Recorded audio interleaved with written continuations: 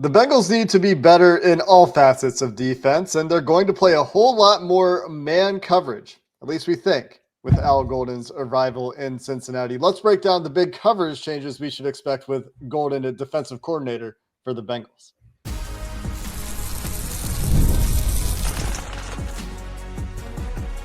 You are Locked On Bengals, your daily Cincinnati Bengals podcast. Part of the Locked On Podcast Network, your team every day.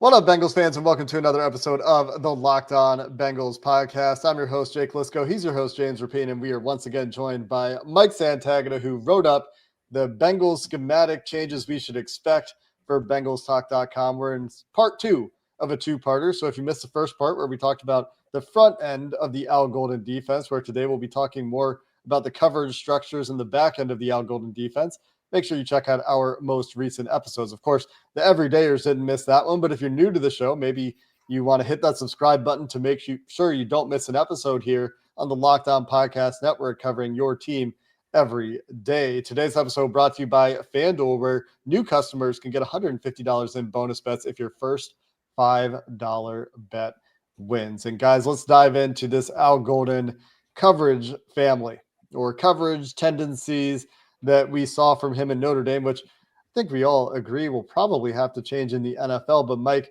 a lot of cover one, a lot of man coverage from a team that stuck with it even in the national championship game against Ohio State and all of those weapons.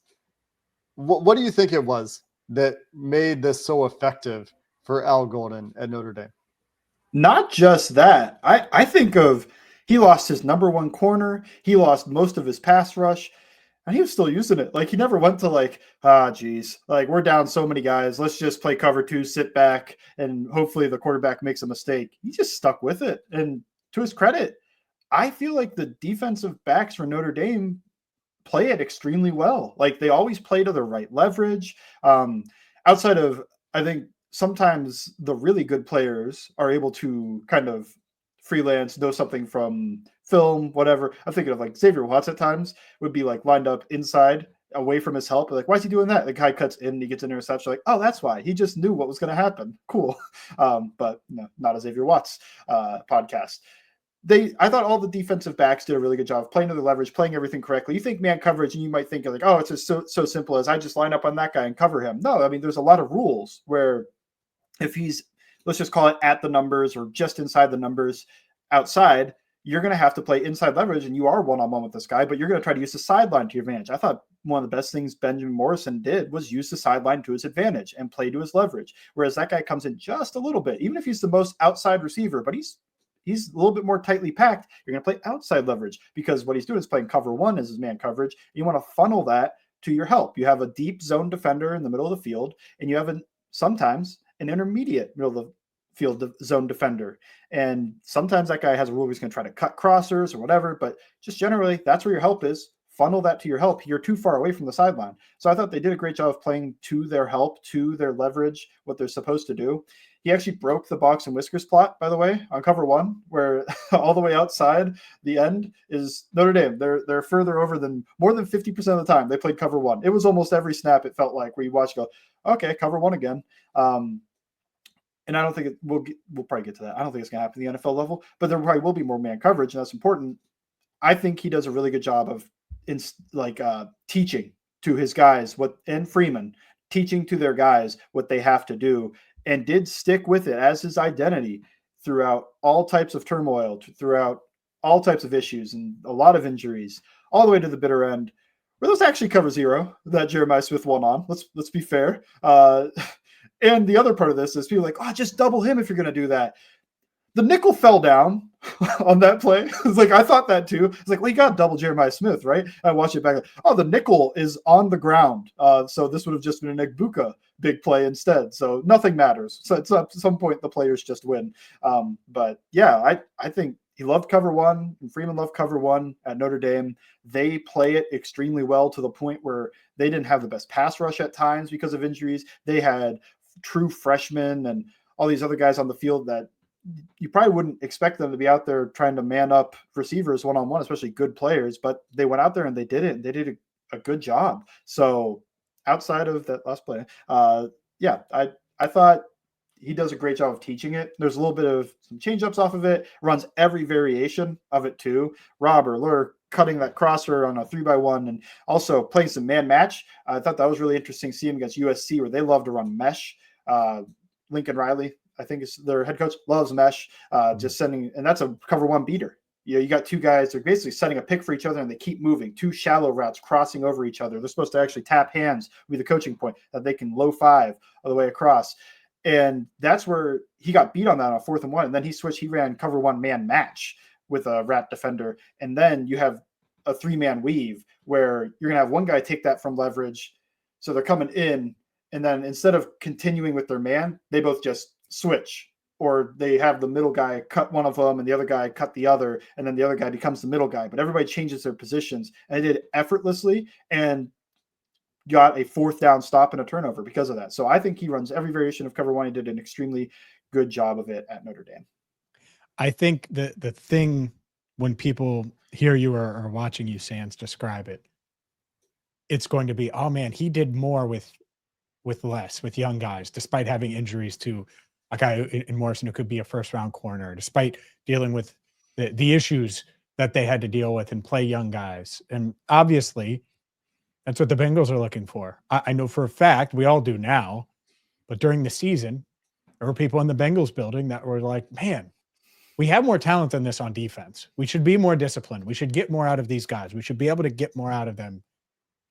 It feels like they're confident Al Golden can do that. And you're saying that he did at Notre Dame. Is that fair based on what you watched? Yeah, I think guys would go down and there was next man up and they would go perform. So yeah, I think that is an apt description for one of the best qualities it looked like he had at Notre Dame. And the second part of this would be coverage breakdown wise, all the deep stuff they've given up since Jesse Bates left town and went to Atlanta and got that shiny new contract. At some point, we have to be able to stop saying, all right, well, Jesse Bates left, that's why they keep giving up big plays. The technique, the discipline, all of those things.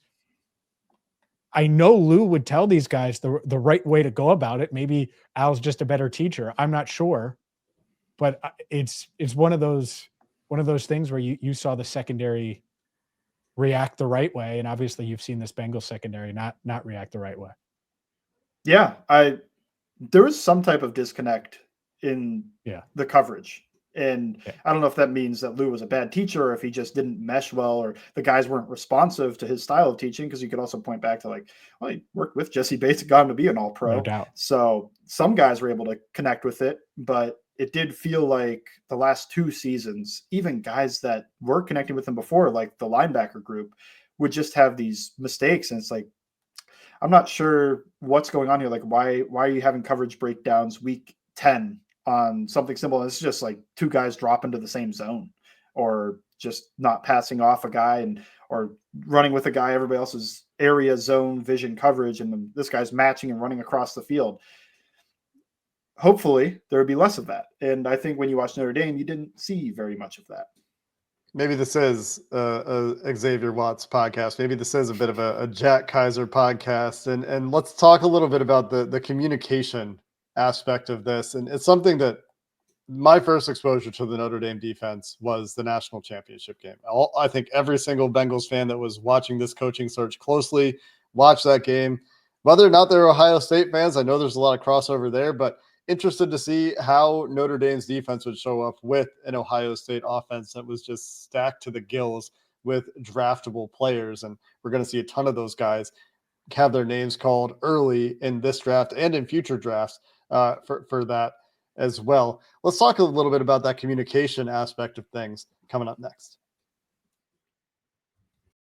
Today's show is brought to you by FanDuel. FanDuel is America's #1 sports book. And NBA action, well, it's here. It's back, and it's a sprint to the playoffs. And when the game tips off, NBA action is just getting started, and it's time to get in on all the action with FanDuel, America's #1 sports book. You can place live bets throughout the game, even if you miss the opening tip-off, or you want to bet on a fourth-quarter comeback, which, let's be honest here, it's the NBA. Fourth-quarter comebacks happen all the time. The best place to do it is with FanDuel. And if you're looking for a bigger payout, you can even combine your live bets into a same-game parlay with the game going on.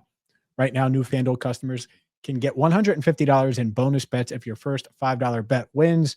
Just visit FanDuel.com to join today. That's FanDuel.com for your shot at $150 in bonus bets. Make every moment more with FanDuel, the official sports betting partner of the NBA. Let's talk communication.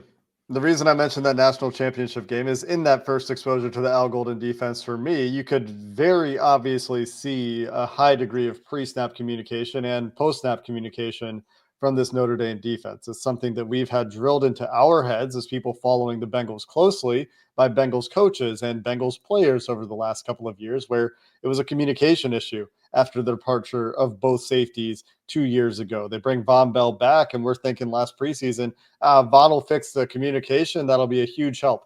At least that's what we were told. And obviously it takes some guys playing well on top of communication. And there were still communication breakdowns. So what is it that you saw, Mike, in terms of communication responsibilities and efficacy from this Notre Dame defense? Because it is something that Al Golden talked about, empowering his players, because he said this in multiple interviews. He's saying, I can't be right all the time. I need my players to feel empowered to make corrections on the field when they see something after the call is in and need to make adjustments. Yeah. So the defensive headset eventually cuts out, and your players then have to work with each other. And that coincides with motions, shifts, whatever. Like if an offense was completely static, you might not need the communication. I mean, maybe if they line up in a bunch over there, you might need to communicate, yeah, we're going to lock and level this, or we're going to box this off. But if you're no motion, no communication, but there's motion everywhere anymore on the offensive side of the ball. So they motion, they shift, whatever. You need to be able to communicate that. I thought they did a good job. When somebody motioned to a stack, it felt like they knew what the responsibilities were going to become. If they ever made a change, such as they get on the field and they see like wide receiver is in the backfield, running back is out wide, what's going on, they would be able to call off, like, get out of man coverage here, let's just run cover 3 sky. Maybe they point to the sky or something like that. I thought they did a good job of communicating, and yeah, you could see it across there. Man coverage requires a lot of communication too. With those stacks and bunches, you're going to have different tools in the tool belt to deal with them, where you have your lock coverage and your top hat coverage, and I always think of the one play with Antonio Brown that the Bengals lost this game, like 2019, somewhere around there, where the corner, I think it might have been William Jackson, looked back. Yeah. And he did the classic, like, was that Jalen Davis, or is that too long ago for it to have been Jalen Davis? There was a depth corner involved with that as well, though. Yeah, and I think he tapped his head to signal top hat coverage, and then the wide receiver just ran him off, and the other wide receiver went underneath, and he was supposed to be on the guy underneath because that's what top hat coverage is. So that's something too. But that's a lot of communication you need. You need to be able to have. I think that also brings up a different point of probably need different, signals at times too, where when you play against the Steelers twice a year and you face them once and maybe they went to a stack 10 times, you did the same hitting the top of your helmet for top hat coverage, might need some other signal to say you're going to do this, so that smart wide receiver and quarterback don't go like, oh, well, we could beat that pretty easy.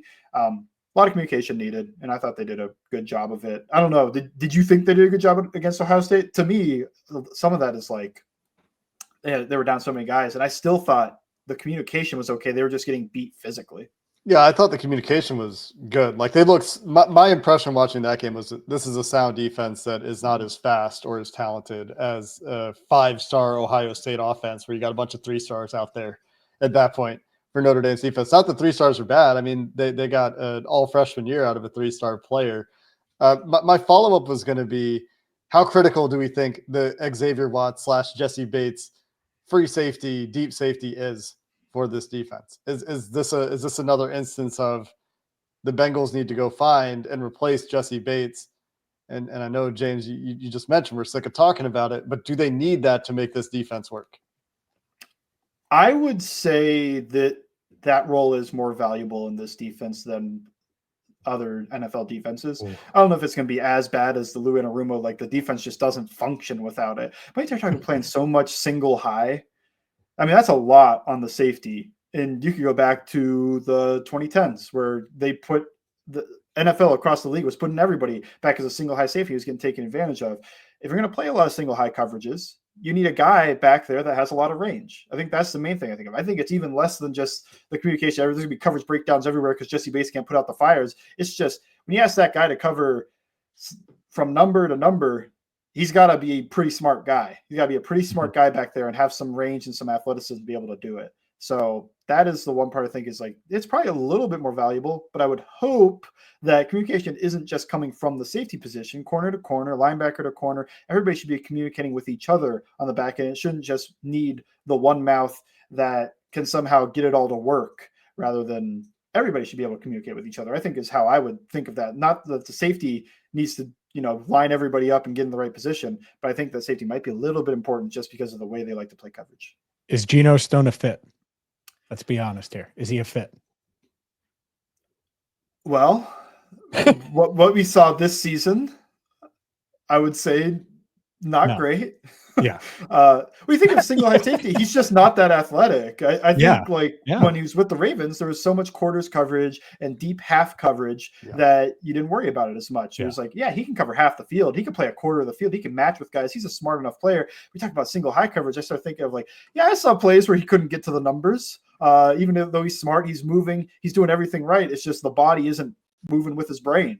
And remember the quarterback meter on Madden? They had it for 2 years, and Peyton Manning had the whole vision. field. The vision, QB vision, and then Jake Delhomme had half the field.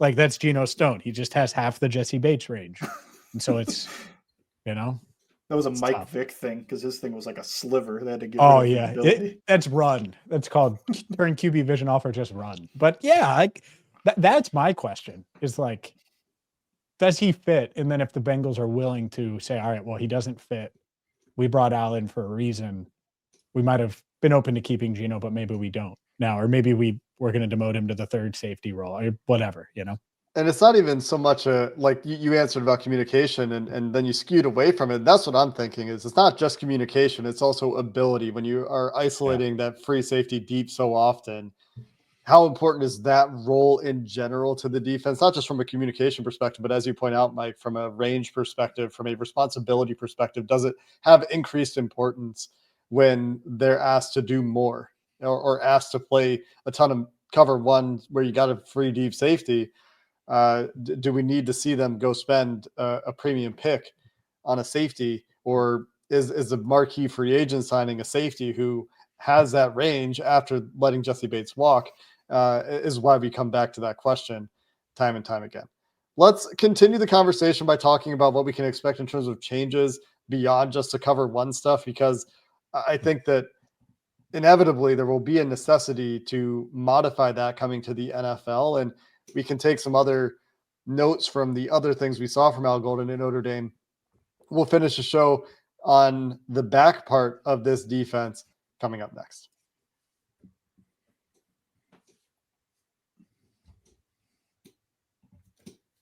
All right, obviously, Mike, let's talk over each other like we're going to, me and Jake, on different pages. That's the communication part of it. I'm Geno Stone and he's Nick Scott. I picked the better of the two. Sorry, Jake. But what other changes do you anticipate? Let's talk about some of those changes on the back end, Mike. So you guys have alluded to it. I just want to point out, the cover one has to decrease. We're over 50% in college. The highest in the NFL was the Lions at 37%. So even if they're going to push 35% and be one of the highest in the league, that is still a pretty significant change to go from, that's almost 20% down in coverage. So he has to have his change up used a little bit more frequently. Think of all the time you would have to spend to get so good at cover one that your fourth string corner is able to play it really well. That kind of takes away your time to be able to teach your zone coverages. So it felt like watching his zone coverages was a little bit more meat and potatoes. It was more just drop to this area, keep your vision on the quarterback, move with him. They weren't doing a lot of quarters match stuff. They weren't doing a lot of three match. And also it was just, we're going to look like we're in cover one, and then we're going to drop to Tampa 2 or drop the safety down and run three buzz, or just something where it's like, we're going to play zone, but it's not going to be something that you need to spend a lot of time learning the rules about. You're getting to this area, you're putting your vision on the quarterback, moving with him, trying to get a feel of the routes, but you're not reading the route distribution and knowing 3's in, 2 is up, I have to take number 2 type of deal. It's just get your eyes on there, play your area, and have a feel for this route distribution. So that is, I don't know if that'll stay, if that'll just be, he's just going to run spot drop vision zone coverage at the NFL, or maybe he has to realize like, oh, maybe our zone coverage has to be a little bit different at the NFL level. And we have to be able to run match coverages and stuff, which he already did, hot pressures and these fire zones that were put in, maybe schematically, maybe game plan wise. But when I think of his changeup and what he's going to have to do, going to have to change up into the zone at times. And that's where it's interesting to me, where are they going to run, which right now, like the most popular one is to run quarters and try to match and play your quarters. Is he going to try that? Is he going to try to play quarter, half? Is he going to try to play these different zone coverages where safeties do have to know all the rules and responsibilities within this coverage and the different adjustments to 3-by-1 and formations that are out there? And at Notre Dame, he didn't really have to, but I wonder if in the NFL that has to be a small change he has to make. And it shouldn't be a foreign concept, right? He was around with Lou Anarumo's defense for a couple of years. This is stuff that Lou Anarumo's defense did. This is part of the coverage family or coverage breakdown that they should be familiar with, that he had some exposure to with Cincinnati previously. You've got the same safeties coach, you got the same cornerbacks coach. So if they need to be a little bit more or a lot more complex in terms of the kind of zone systems that they're running at the NFL level versus what he did at Notre Dame, I don't think that would surprise anyone. And it seems like they should have the coaching staff in place to do some of those things. But something that caused my ears to perk up a little bit and kind of leads me to thinking about changeups and ties back into our first conversation about the kinds of pressures we see from the Notre Dame defense. As you talked about those hot pressures, and I was thinking about, the bleeding edge defensive coordinators in the NFL, or the psychos, depending on who you listen to, and thinking about Brian Flores there, as you wrote about in your piece. What are the changeups for Al Golden, at least at Notre Dame, where you see this dramatically man-heavy defense? Obviously, we're expecting that to change with the Bengals, but what are some of the wrinkles, some of the third down bits that we saw from them on the back end, or as part of that pressure package, as we're talking about, as it involves the coverage families that we've talked about so far? So yeah, he loves to send pressure, and that doesn't just come in the form of peel pressures and green dogs and man blitzes and cover zero.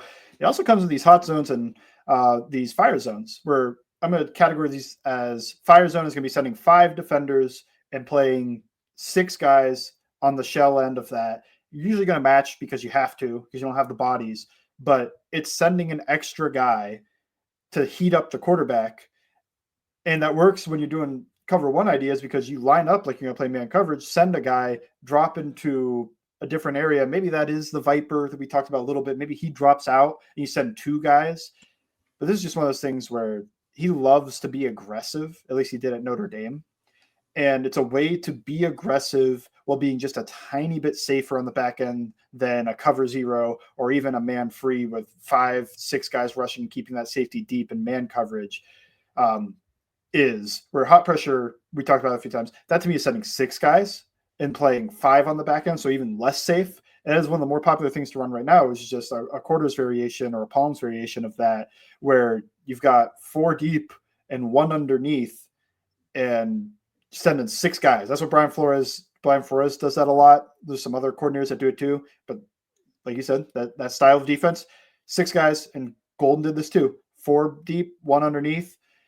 It's dangerous, but it's a little less dangerous than if you wanted to send pressure and just play man coverage behind it. So that works as a changeup, because your man beaters also aren't going to work against those, because you're not matching guys immediately on the route. You're not stuck with this guy. If he leaves this way, you zone it off and maybe take somebody else. So these switch concepts and stuff won't work. Just running guys into each other. So I think that works as a changeup, at least enough on third down to where if you are going to run cover one all the time on third down, there's ways to beat that. And the best teachers will know, like I talked about with the man match thing, a way to counter the counter. But also, you could just throw the changeup and just run a zone pressure instead, even though you're still going to send 5-6 guys. I think he does a great job of knowing the offensive protection scheme too, because he got a lot of free rushers in these looks, sending the guys. They didn't usually get picked up and then get gashed 4 seconds later down the field. So if a team is trying to beat all your man concepts, you just zone it off and run a fire zone or a hot pressure. That still gets your pressure, and it's a changeup. So that is what I would expect as like the third down type of fun they can have, where he did blitz on first and second down too. But I feel like third down is where every defensive coordinator really lets their stripes show. What do they really like to do? How do we talked about Geno Stone, how he doesn't fit? Jordan Battle to Mike Hilton potentially, even though I think he's probably signing elsewhere in free agency. And then all of these cornerbacks that we know are going to be around, whether it's Dax Hill, Cam Taylor-Britt, DJ Turner, Josh Newton, third day John Anthony in there, Tyson Andrews. How do a lot of these guys, you don't have to go guy by guy, but especially the starting level guys, how do you think they fit in everything that Al Golden is going to ask out of his secondary? Think about the cover one. I think Jordan Battle is interesting fit. I don't think he's not a fit in the same way I thought Geno Stone was like, well, he's going to play free safety. I just don't know if he's athletic enough. He's going to have to play man coverage on tight ends, and that went up and down for him, I felt like, last year. If that improves with the teaching of Al Golden, like we talked about, his guys did just play more disciplined man coverage at Notre Dame than the Bengals guys played in Cincinnati, then I think he's a fit. If he can't cover tight ends man-to-man, that becomes a little bit tricky because he doesn't really have the range on the back end to be the free sideline to sideline safety that can play all this cover one. Your safety does have to man up tight ends in this situation. Mike Hilton, less of a fit than he was previously. Just think of all the man coverage. Mike Hilton was an amazing fit for Lou with all the zone coverages and the nickel pressures. I think that part still fits. He can still be a zone. He can still blitz. He can still fit the run. That part fits. But if you're going to play a lot of cover one, he's manning up the slot receiver. Not as great of a fit. That he just not as athletic as he used to be. That's why on our last show I mentioned the green dog. You put him at that linebacker pressure spot. Mike linebacker. We talked about it. They don't have the size requirement. 5'9", 180. Love it. But yeah, I don't know if he's a perfect fit. And then the other guys. I know. Yeah. I mean, we've seen him take on pulling guards. He can play linebacker. He took on Orlando Brown. Last question for me, Mike, is around the idea of disguise. And you kind of hinted at this a little bit with some of the ways that they're showing man and getting to different kinds of pressures in Notre Dame. But a very hot topic, I think, with NFL defenses is how well do you disguise? Can you trick quarterbacks by showing something and then playing something else? Is this a strength for Al Golden? Is it something that we should expect to see at a high level with the Bengals defense in 2025? I don't think it's a crazy strength because to me, he just lined up in cover one. And this is the disguise where it's just like he's running that a lot of the time. And then the disguise is he lines up like that and just runs something else. Mm-hmm. So it's there, but I don't think it's as crazy as some of these like too high type of, I don't know, some of these defensive coordinators get, everything looks the exact same. I think that happens at times with Al, but I don't think it's a crazy strength either. I'm going to not make myself look silly by asking a question about Vic Fangio here. We'll wrap up there. If you want the full breakdown of the back end of this Bengals defense or Al Golden's defense in Notre Dame, check it out at bengalstalk.com. Find Mike on Twitter at Bengals_Sands for all of his great work, working on draft prospect reviews now, so you can check those out, of course, there and on bengalstalk.com. And that's going to do it for this episode of the Locked On Bengals podcast. Until next time, thanks for listening. Hoo day, and have a good one.